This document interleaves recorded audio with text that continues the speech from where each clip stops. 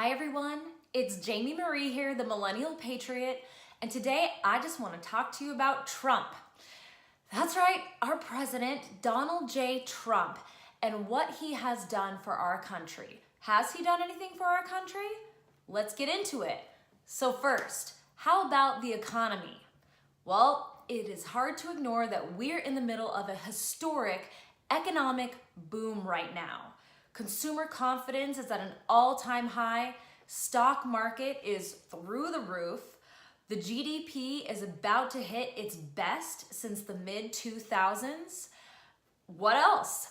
Well, Trump is bringing jobs back to America just like he promised. There are several big-time companies that have already committed to hiring more workers for America.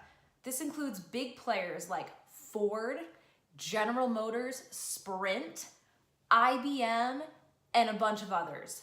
Pretty incredible. Talking about unemployment, truly has hit a 50-year low, almost 50 years, 49-year low, I believe it was, for all-time unemployment. Also, women. What is Trump doing for women? Well, unemployment for women is at a low that it has not seen in 65 years. Okay, so how about the minorities? African American unemployment down at a record low this fall. Hispanic unemployment near record low this fall. If we look at the employment gap between Black Americans and white Americans, the gap has never been smaller than it is right now. This is incredible. So how the left can say that, Trump isn't doing anything for African Americans, that he doesn't care, that he's misogynistic, that he doesn't care about women. I mean, he is bettering our lives for everyone. Everyone. Additionally, the tax cuts. Corporate tax cuts are essential to economic prosperity for our country, and he's doing it. That's why companies are reinvesting in America instead of taking their jobs and business elsewhere. It's awesome. Also, individual tax cuts. Now, people like me are able to invest more into our economy, more consumerism, and prosper instead of being oppressed by these socialist tax rates that we've had going on for so long. Additionally, Trump is promising another 10% tax cut for individuals. So super excited to see what happens with that. Not to mention trade. He is getting super tough on trade, making it a more even playing field for America. Liberal, Democrat, leftist policies have led us to really be crippled in trade. China is stealing our intellectual property. What is intellectual property? It is our technology. Our American ideas, our innovation is being robbed from us. All of the hard work that we put into it, all the hard work, we get legal immigrants coming to our country for the opportunity to do something great because they are so highly intelligent as it is. And a lot of these people are contributing to our intellectual property, which is truly being stolen. Trump's also getting tough with Canada on trade. So we'll see how that goes. He's, cutting regulations on businesses to help them prosper more. It's fantastic. And speaking of cutting regulations, he withdrew America from the Paris Agreement, which is a huge win for us. The Paris Agreement has to do with climate change and restrictions on businesses to adhere to very strict codes.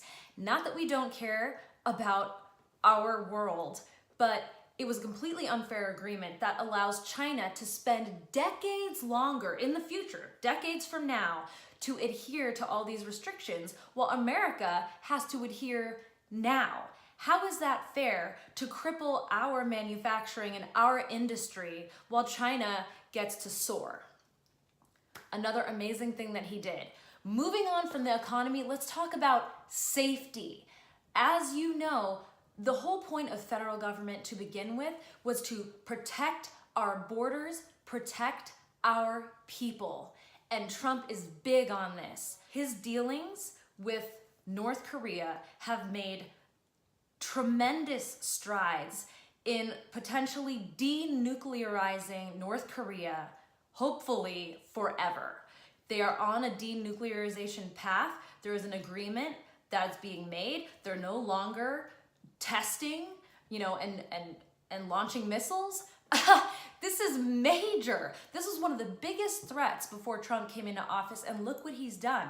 Additionally, talking about Iran, Trump withdrew us from the Iran nuclear deal, which, on paper, when we were in this deal, we thought it was good as lay people because the left told us that, it's going to take away Iran's, manufacturing processes of uranium, enriching uranium, and it'll cripple them, and not allow them to create nuclear weapons. But really what it did, although it took some of that away, it was only a short-term thing. So over the short term, it took that away, but then these restrictions slowly phase out. Actually, not slowly, pretty quickly, and then they're able to do the same things again. Not only that, but it lifted a bunch of sanctions on Iran that allowed their economy to prosper. It was a very uneven deal, and it needs to be renegotiated, and Trump withdrew us from that.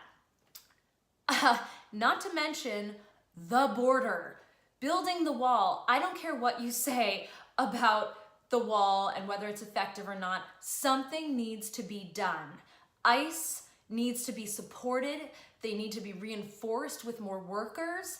Anyone who says we should abolish ICE is completely ignorant, like an ostrich with their heads in the sand.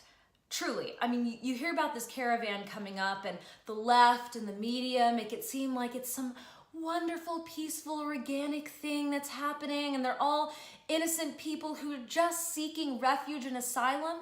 Well, it's not asylum. It's not like religious persecution. Their lives aren't all in danger. This is them looking for better economic opportunity. And if you really focus in, you'll learn that about 80% of those people are able-bodied, military-aged men.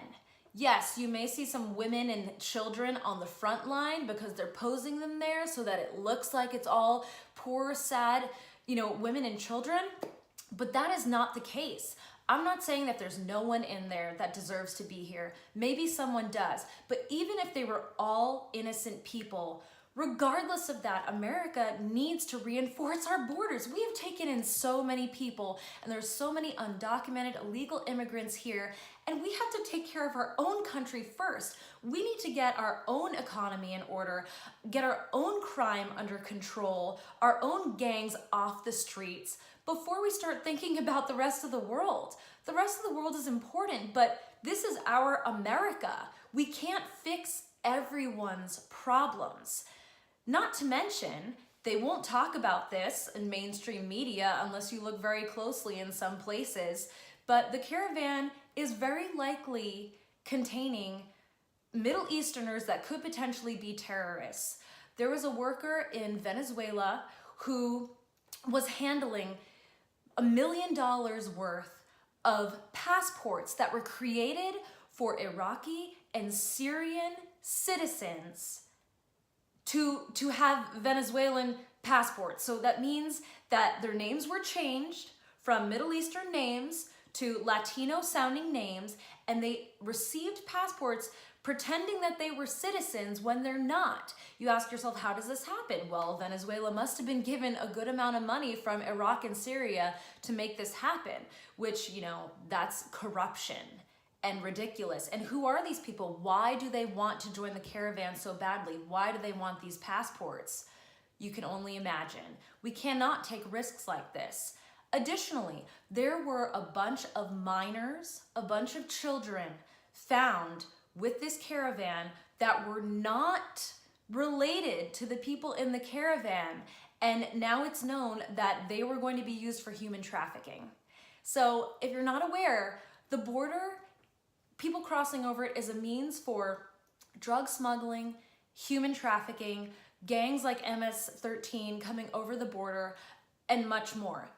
I'm sure there's still great people that come over the border undocumented, but regardless of that, it is illegal and needs to be dealt with appropriately. This could be considered an invasion as they're waving the flags of their country. Well, if you're waving the flag of your country and throwing rocks at walls, like at the Guatemala-Mexico border to come in, do you think that we're going to consider you to be peaceful? You should have seen some of these videos, and I encourage you to look at them. Some of the, Mexico police officers and military were actually injured, and Mexico was not letting them in. They let themselves in by throwing rocks. Okay, so lastly, the Second Amendment. You know that Trump is tough on this, and the Second Amendment protects our right to bear arms, and that is huge, because if we lose that right, then that is entirely unconstitutional. And if law-abiding citizens can't have guns, but criminals find guns regardless, then what's gonna happen then? Exactly. We won't have the ability to protect ourselves while they, rape and pillage and wreak havoc on the people of our country. So, lastly, Trump stands for freedom. Freedom of oppression, freedom to speak your mind. The left is really oppressed us when it comes to free speech.